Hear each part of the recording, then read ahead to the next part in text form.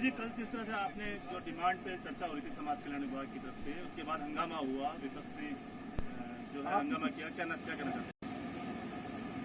देखिए, राजस्थान विधानसभा की स्वस्थ परंपरा रही है कि सत्ता पक्ष हो चाहे विपक्ष हो, सबको अपनी बात कहने का अधिकार है, लेकिन बात वही हो जो सत्य हो और संविधान के अनुरूप हो। मैंने मंत्री होने के नाते पूरे दिन सभी मान्य सदस्यों की, हमारे विभाग की जो डिमांड उसको सुना, और जब मैं डिमांड का उत्तर देने के लिए विभाग की योजनाओं के बारे में जानकारी देने के लिए खड़ा हुआ, हमारी मंशा कभी ऐसे नहीं थी कि हम एक्सेस की उत्तेजना की बात करें या बिना किसी कारण से विपक्ष की आलोचना करें। बस सवाल इतना सा था, मैंने इतना कहा कि अभी हाल ही के दिनों में जो संविधान की किताब लेकर जो कुछ लोग अपने आप को संविधान बचाने की सौगंध खाते हैं, संविधान को रक्षा करने की बात करते हैं, लेकिन संविधान को कई बार तार-तार होते हुए हमने इस देश में देखा है। मैं याद दिलाना चाहता हूं, इसी देश में 2016 के अंदर एक ऐसा प्रकरण देश ने देखा जब जेएनयू दिल्ली के कैंपस में देश विरोधी नारे लगे। तो नारे भी कैसे थे? जंग जारी रहेगी भारत की बर्बादी तक, भारत तेरे टुकड़े होंगे इंशाअल्लाह इंशाअल्लाह, India go back, India go back, ऐसे नारे लगे थे 9 तारीख को।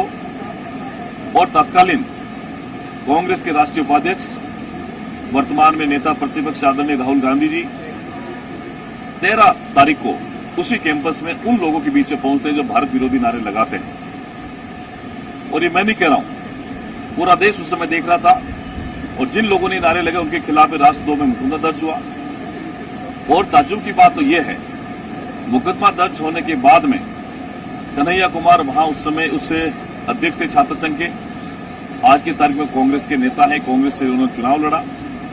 और भी कुछ लोग ऐसे थे जो छात्र पदाधिकारी थे, छात्र संघ से जुड़े हुए स्टूडेंट थे, उनको कांग्रेस से टिकट दिया। मैंने बिना किसी का नाम लिए ये कहा कि संविधान की रक्षा तब होती है जब संविधान में हम लोग विश्वास करते हैं। जब कोई ऐसे देश विरोधी नारे लगाता है उसके साथ में हमें खड़ा नहीं होना चाहिए, क्योंकि जब बात देश की आती है उस समय पक्ष और विपक्ष की बातें एक समान होती है। हमें मिलकर इस देश को बचाना है, देश को आगे बढ़ाना है। यही बात मैंने कही। मेरी बात को नेता प्रतिपक्ष और उनके तमाम विपक्षी साथियों ने गलत तरीके से समझा और बिना किसी कारण से सदन में हंगामा किया। लेकिन फिर भी हम ये चाहते हैं कि सदन अपनी परंपराओं से चले, जहां राजस्थान की 8 करोड़ जनता के जो सवाल हैं, जो मुद्दे हैं, उन पर चर्चा हो, उसका निस्तारण हो। इसलिए ये सदन चलना आवश्यक है। आज माननीय अध्यक्ष जी ने पक्ष और विपक्ष से बात करके इस गतिरोध को खत्म किया, और हम स्वागत करते हैं माननीय अध्यक्ष जी के इस कदम का, जहां उन्होंने जो बहुमूल्य सुझाव चर्चा बजट के अन्य विषयों पर होगी, उस पर सब साथी अब एक हैं। जो कुछ घटना हुई थी उसमें जो असंसदीय था, अमर्यादित था, उसको सदन की कार्रवाई से निकाल दिया गया। अविनाश जी, उत्तर प्रदेश सरकार ने एक आदेश निकाला है, जो कांवड़ यात्रा का मार्ग है उस पर जितने भी दुकानदार है, धड़ी वाले, ठेले वाले, उन सबको जो है अपना नाम लिखना पड़ेगा। इस फैसले को आप किस तरह देखते हैं? तो क्या राजस्थान में ऐसा होना चाहिए? देखिए, उत्तर प्रदेश के यशस्वी मुख्यमंत्री योगी आदित्यनाथ जी की जब से सरकार बनी, जब से भारतीय जनता पार्टी की सरकार बनी है, हम लोगों ने कहा सबका साथ सबका विकास। कांवड़ यात्रा जो निकल रही है, ये कहीं लंबे किलोमीटर में चलने वाली है। आतंकवादी हमले नहीं हो, आतंकवादी घटना नहीं हो, असामाजिक तत्व किसी प्रकार की किसी ऐसी घटना को अंजाम नहीं दे सके, इसलिए उन्होंने सुरक्षा की दृष्टि से ऐसा निर्णय लिया है। निश्चित ही योगी जी का पहले भी कहा है, कांवड़ यात्रा हो, चाहे दुर्गाष्टमी हो, चाहे जन्माष्टमी हो, हम फूलों से बरसात करेंगे, फूलों से स्वागत करेंगे। तो ये जो हमारी संस्कृति को आगे बढ़ाने वाले इस प्रकार के मेले त्योहार हैं, कलश यात्रा, शोभा यात्रा है, निश्चित ही योगी जी के नेतृत्व में उत्तर प्रदेश में लगातार कार्यक्रम होते जा रहे हैं, सुरक्षा भी दी जा रही है।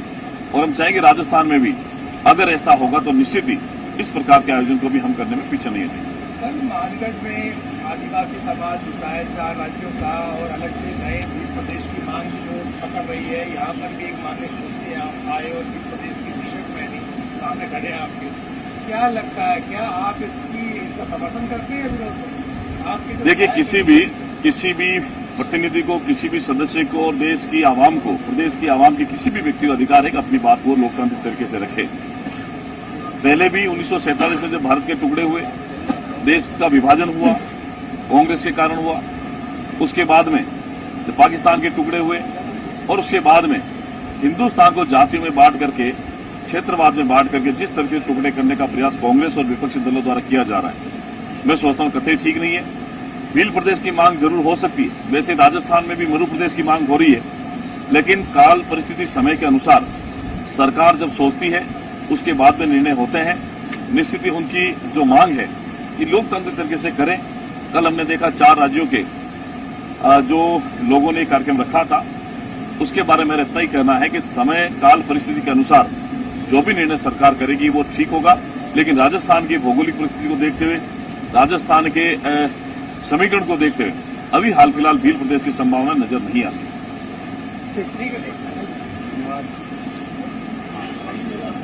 नमस्ते, चलिए साहब।